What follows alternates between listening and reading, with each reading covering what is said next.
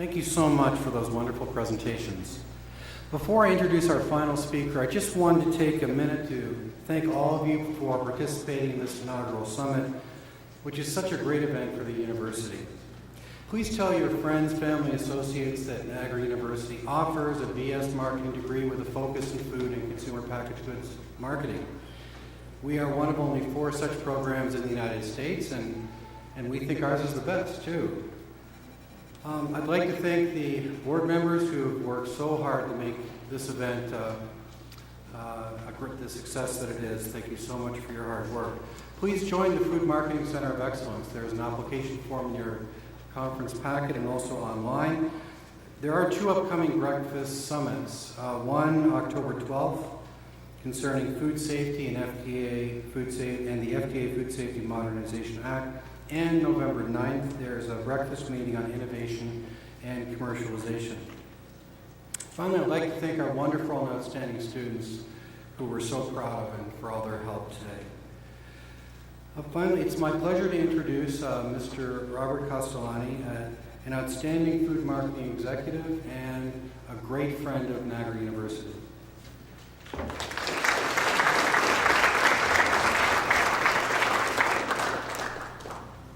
It's always great to be the last thing you see between you and the bar, so I guess I better be quick. My name's Bob Castellani. I spent my entire career in the food industry, primarily with Tops. And then I did some marketing consulting with retailers here in Western New York and then in the Texas area. And I am now retired. I've come across an approach to consumer behavior and new product development that I'd like to just talk to you briefly about it. I can't go into detail in my short time, but I just want to draw your attention to it. So following what Paul said, I do want to thank everybody for coming, and I want to thank the Food Marketing Center of Excellence, of which I happen to be a member of their advisory board, and Niagara University for their time and effort in putting this conference together. I trust today you found our topics interesting and helpful.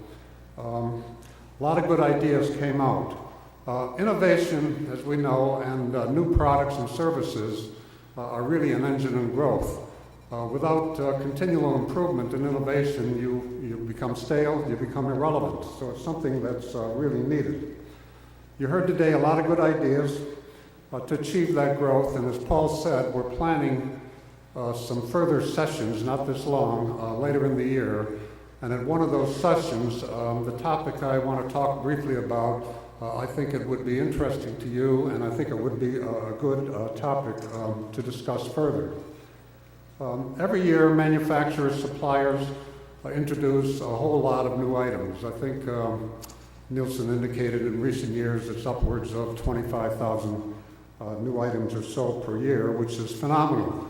The problem is so many fail. Depending on who you talk to, the failure rate is 50%, 80%, but the fact remains success is low, failure is high, and the question is why? Why is new product development so unpredictable and likely to fail? Is new innovation for products a game of chance where you throw hundreds of items against the wall and hope some stick? Or let's ask, is there a better way? In recent years, some management professors, along with some strategy and marketing consultants, and working with some retailers and industry practitioners, have developed a theory of consumer behavior explaining why customers choose and buy what they do. And from this theory, they developed an approach with a discipline, steps, and a process for new product development. And they call this the theory of jobs to be done. How many of you are familiar with this theory or have heard of it? Many of you probably are practicing it by another name, but what I'd like to do is take a few moments to talk about its key highlights, key points. In order to serve our customers, we certainly all want to serve them well, we want to be customer oriented, and to do that we collect all kinds of data and information on our customers. We get it from everywhere. Government reports, industry and trade data, our own consumer research and feedback, and on and on. We learn everything there is to know about product sales, frequency of purchase, order size, et cetera, et cetera. We learn all about our customers, what they want, what they like, what they don't like, what their preferences are, what we ought to do better, and so forth. But the question is, we're literally overwhelmed with data, no questions asked, but the question is, are we collecting the right data? We're collecting a lot of the what and not the why. The what tells us who our customers are, be they young or old. It tells us if they're millennials. It tells us if they're Hispanic or Asian. It tells us if they're rich or poor. The what tells us what they like, they don't like, but it doesn't tell us the why they buy, why they choose what they do. And a lot of the what and the things we learn is vague and open to different interpretation. Customers say, I want it easier, I want it faster, I want it tastier, I want it quicker, bigger. What exactly do they mean by that? If you or members of your team, especially product developers, have a different understanding of that, then obviously everybody's not on the same page trying to work together to really give the customer what they want.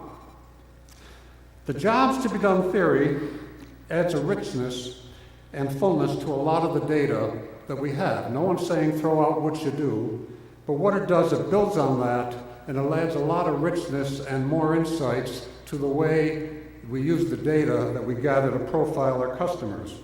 It goes beyond demographics, it goes beyond psychographics, lifestyles, and beyond customer classifications that we typically use, and you heard today, phrases like baby boomers, Generation X, millennials, or beyond, customer classifications like frequent shoppers, fashion mavens, and so on. All these classifications are customer characteristics. They describe customers, and they're often used for marketing purposes to target, because these types of classifications have an association, a correlation with certain behaviors or tendency to buy.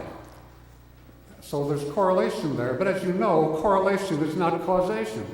These characterizations may show customers what they do, but they don't explain why they do what they do.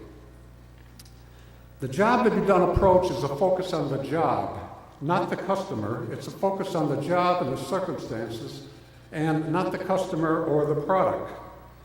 The job, as defined, is a description of what the customer is really trying to accomplish, what they're fundamentally trying to do.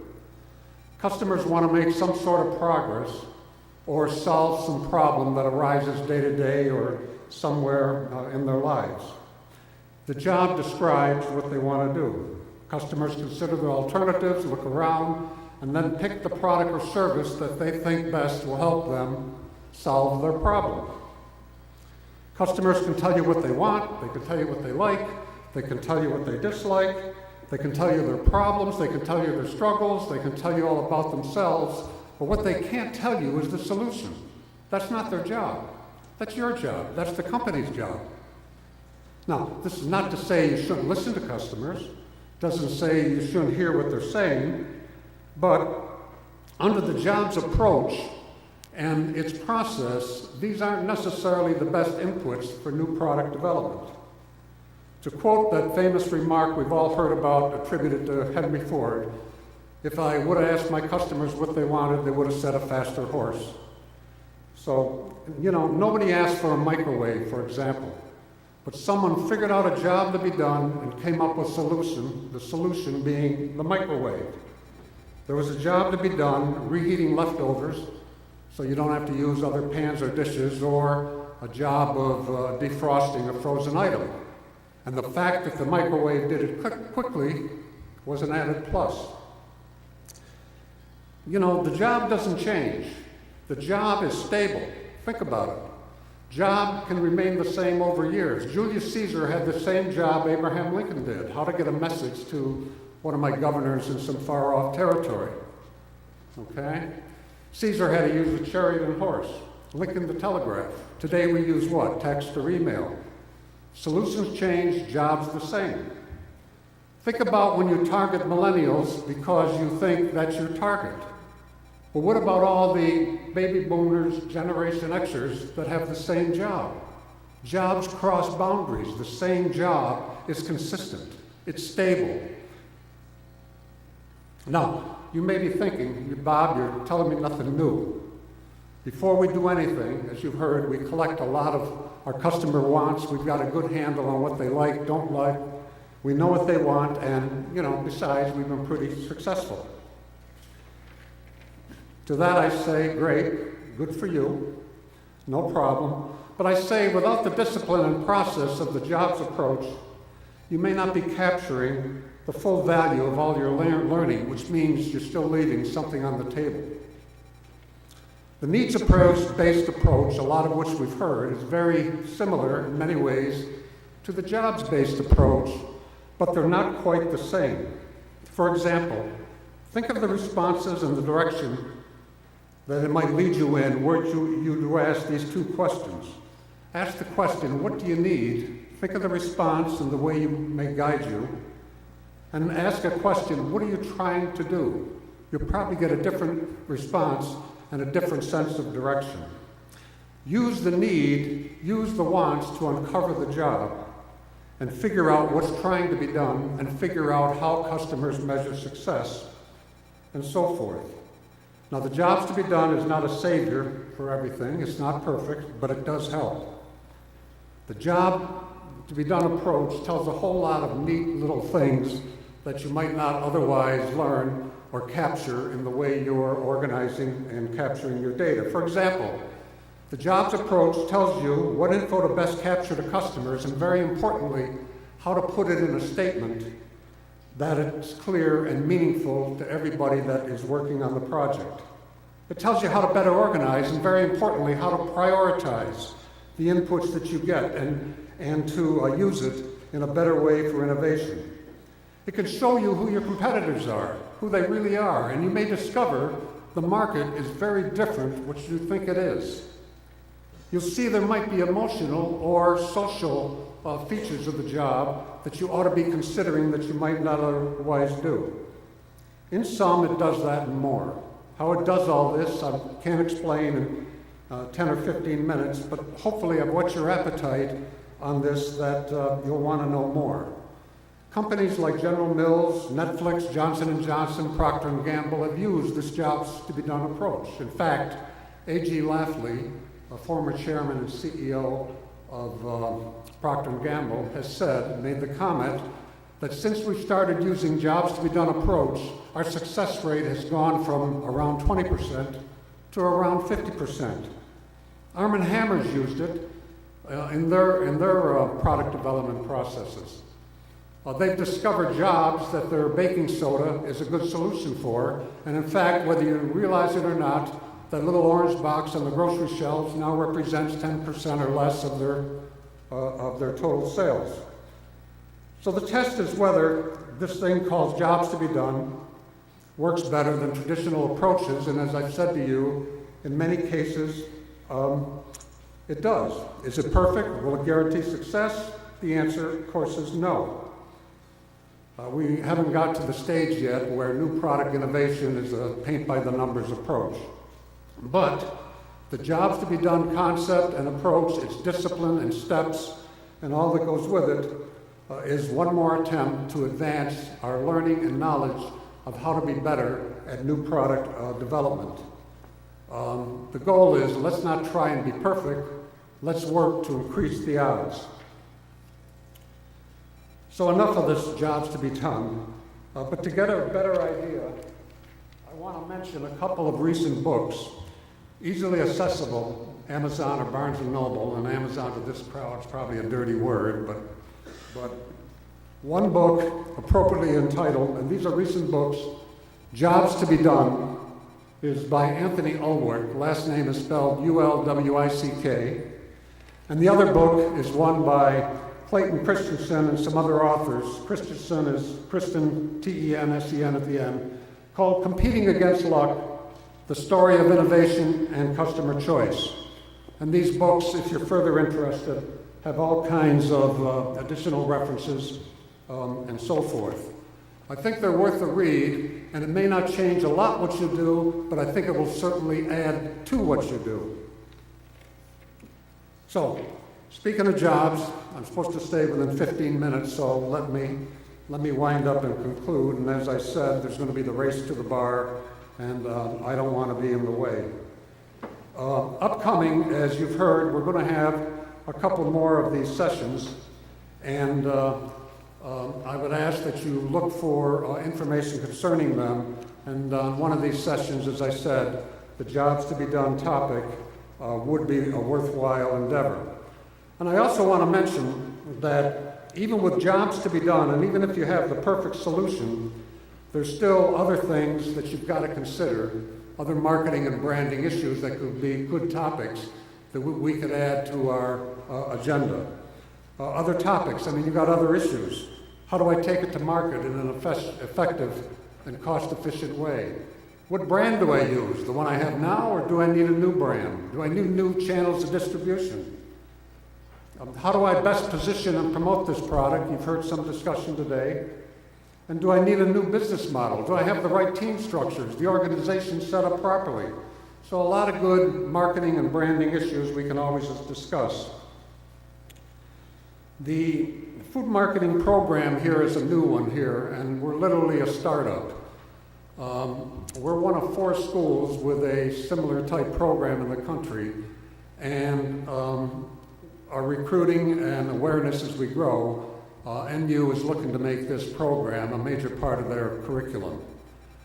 An obvious recruit for the program would be those individuals already affiliated with the food industry, meaning they're either working or with you or affiliated with you. And we ask that you be a good source to help NU with its student recruiting. So by all means, we encourage you to draw attention to your associates, your employees, about the program, and to also draw the attention to what a worthwhile endeavor it is to be in the food industry. We're here because we are in it, and we know it's worthwhile. Young students coming out of high school mention the food industry or grocery stores, that they think they're going to be shagging carts or stuff like that, stuff we all did when we began, I suppose. But the thing is, it's really a worthwhile endeavor, and granted, there's a big challenge because, you know, retailing the food industry, we're not really a glamour industry as some others are. So it's always a challenge getting the associates that we need.